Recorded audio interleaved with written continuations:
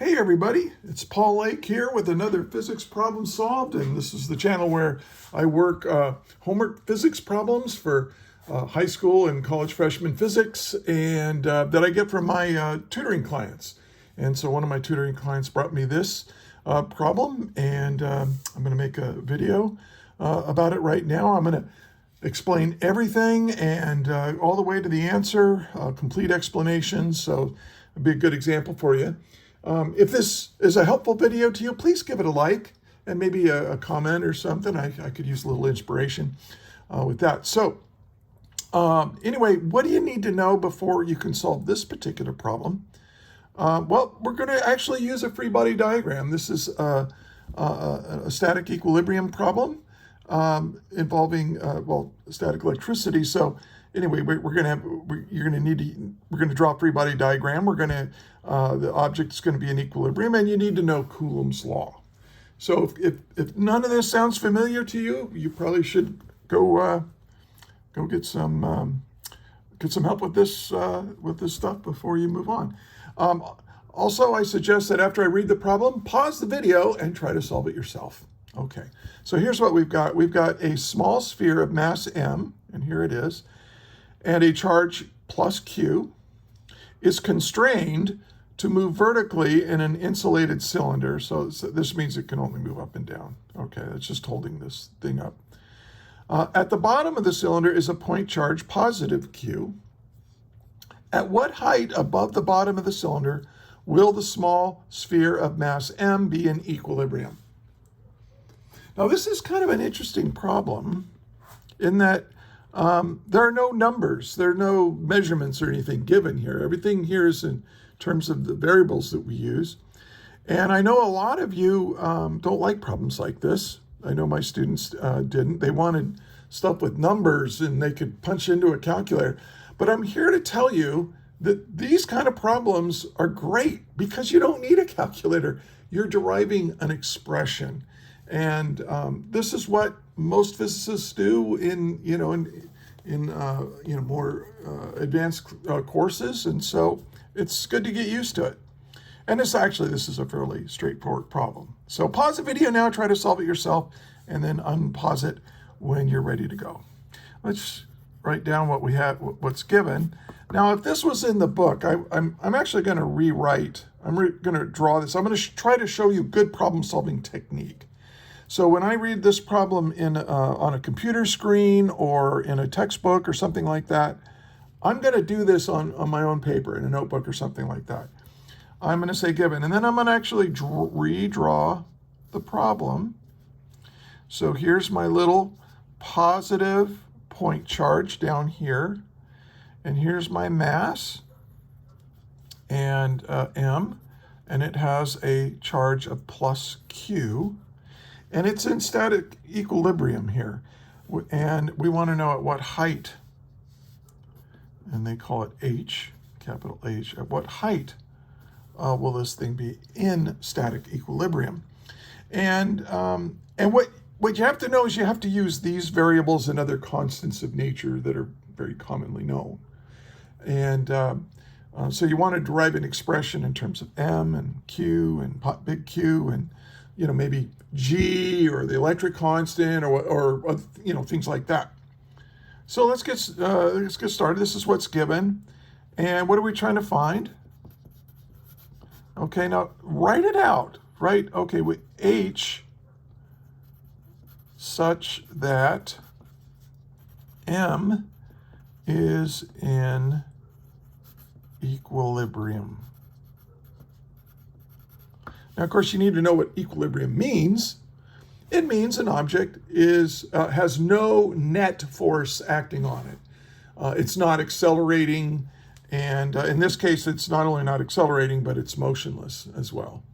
But remember that things can be moving and be in equilibrium. As long as they're not accelerating, they'll be in equilibrium. All right, so let's solve it. Okay, and let me move this up here. Now I use given, find, and solve, a nice way of laying out a problem such that when you come back to it, later in the semester, if you're studying for a final exam, you'll be able to tell what the problem is without having to copy down every word. Okay, so this is a very efficient way of writing down what it is you're supposed to be doing. And it's a good way of getting started. Like if you get stuck, you don't know where to start, use given, find, and solve, and it'll help you get going. Now, this is in static equilibrium, so I'm going to draw a free body diagram of this mass.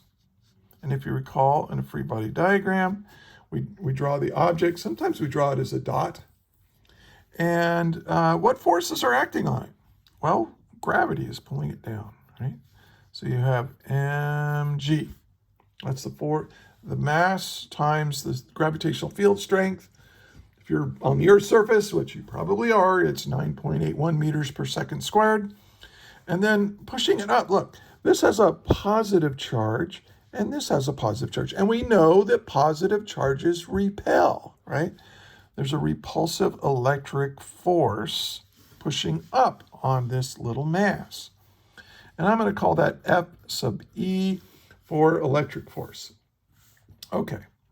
Now, when we're dealing with forces in free body diagrams, I like to explicitly state, hey, add up all the forces on the object, and that's going to be equal to MA on the object, right? And of course, all the motion is constrained to move in the y direction. So let's do it. This means add up all the forces. That's the net. When you add up all the forces acting on an object, what you get is the net force on that object. And a net force equals mass times acceleration, Newton's second law. And so I'm going to look here and go, okay, in the positive y direction, I've got this electric force. And then minus, and it's minus because it's in the negative y direction, we have mg. And that's going to equal, well, what is this? What is A? What is the acceleration? It's 0. The object's in equilibrium. Equilibrium means the acceleration equals 0. So this is 0. So this is 0.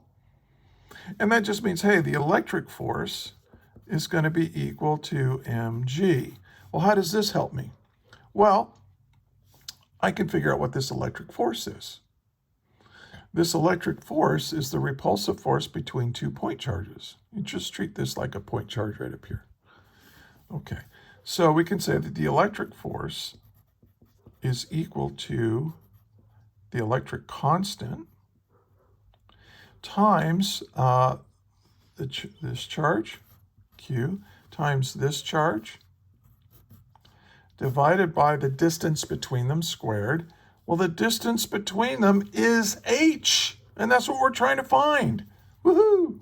So that's over the distance between them squared. All right, so this is Coulomb's law right here to get that electric force. But that electric force has to be equal in magnitude to mg, to the weight, the pull of gravity. So we got the pull of gravity down, we've got the electric force up, and they have to be equal in magnitude to each other to keep this thing in static equilibrium. Well, this is great because I can now solve for h. So let's do this in a couple of steps. I'll say h squared is equal. Just take this and switch them. You can do that. It's a little algebra shortcut. KQQ over mg equals that h squared. But I don't want h squared, I want h. So I'm going to take the square root of the electric constant times this charge times the charge on my little mass divided by the little mass and g. And there we have it. This is our answer. And we don't need a calculator. We don't need to know that this is what 8.99 times 10 to the negative or times 10 to the positive 9 or something. You know, none of this stuff is. We just leave it like this. That's why it's great. So I like problems where I don't have to use a calculator because I'm a little bit lazy. All right. So I hope this problem, you found this problem helpful. It's a nice little review of a little bit of mechanics with a little electromagnetism. And this was actually a multiple choice problem, but I just decided to solve it as a free response question. Anyway, if you did find this helpful, please give me a like and maybe a comment if I made a mistake, or if there's a better way of explaining this problem, please write that in the comments. I've had a couple people do that, and I really enjoy it. So anyway, until next time, may the net force be with you. And now I'm going to answer my phone. Bye-bye.